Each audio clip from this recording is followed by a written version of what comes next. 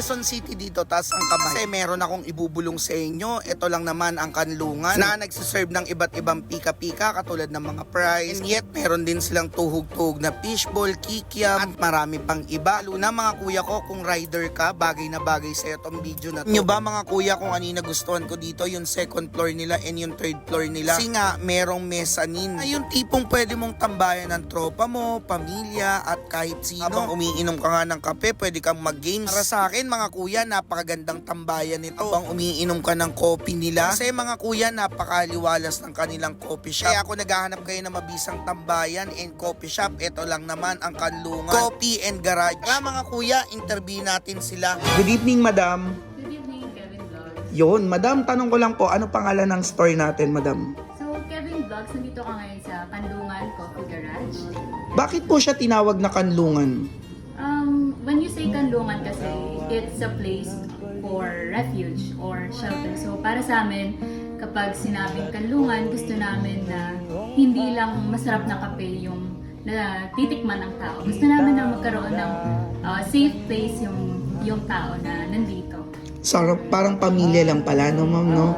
Ma'am, tanong ko lang po, si Kanlungan Coffee and Garage, anong oras po nagbubukas? Our office hours is every weekdays, we start at 11 a.m. to 1 a.m. And then pag weekends, we start at 9 a.m. to 1 a.m. Exact location niyo po. We are located here at number 7 Masbate Street, Luminda Village, Batasan Hills, Quezon City. Bago ko tikman yung masasarap na foodtripan nyo and yung drinks nyo, ma'am, invite nyo naman yung mga followers and viewers sa Kevin Vlog. So hello again sa lahat ng followers ni Kevin Vlogs. So we are inviting you na puntahan niyo tong Coffee Garage namin. Kanlungan Coffee Garage here at number 7 again, Masbate Street, Luminda Village, Batasan Hills, Quezon City. Kanlungan Coffee and Garage, tara, tikman natin yung masarap na foodtripan and also yung drinks nila. Ito, unahin natin yung mabisang hash brown nila. Lalagyan natin ng mabisang cheese sauce yan, no? Tikman natin yan, no? Napakabisa ng cheese sauce nila, kuya. Ayan, no?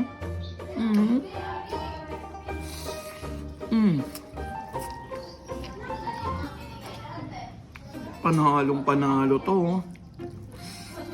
Siyempre meron din sila mabibisang price dito, mga kuya ko. Ang in-order ko is sour, tapos ang in-order ng mga kasama ko is cheese and barbecue. So paano? Tara, tikman natin to. Siyempre, ayan, oh, grabe to, oh. Yun, oh. First bite ka muna. Yun. Ano lasa? Masarap? Siyempre ako naman. Titikman ko rin yan. Price, oh. Yun, oh.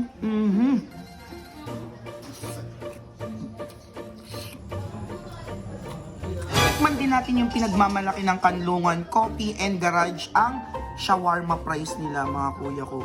Actually, kakaiba to para sa akin, ha. 'Di ba? Hindi natin yung laging typical na shawarma na sa harap yung kinakain natin. Ito may price.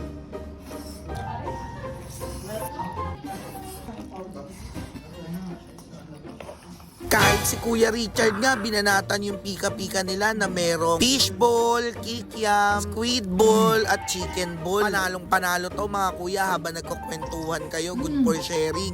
Kaya kung naghahanap kayo ng mabisang foodtripan and get yung mabisang coffee and non-coffee, lahat yan available at Kanlungan Coffee Garage. So paano, mga kuya ko?